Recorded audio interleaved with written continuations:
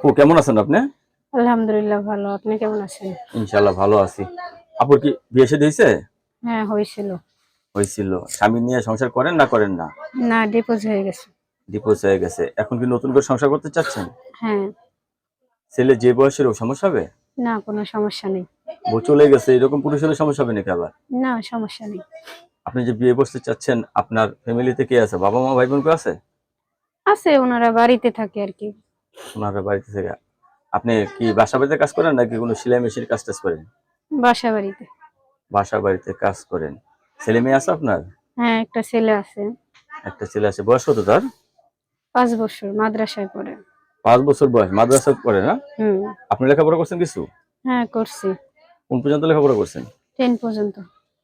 10 পর্যন্ত লেখাপড়া করছেন না?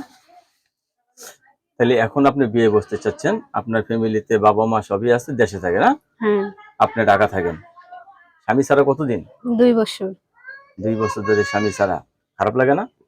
খারাপ তো অবশ্যই লাগে না। একা একা কি আর সংসার চালানো যায়? কষ্ট হয় অনেক। মানুষ নানান কথা বলে না? অবশ্যই।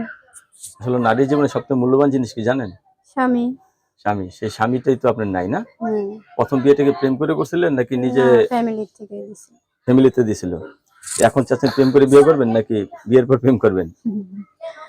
বিয়ের পরে প্রেম করব। প্রেম করে আর বিয়ে করব মানে ওই সময় আর নাই নাকি? না। দর্শক আপুর মুখ থেকে যে কথাগুলো শুনলেন, আপু অত্যন্ত সরল সোজা মানুষ। আপু আপনার সাথে কথা বলতে পারবে কখন সবাই?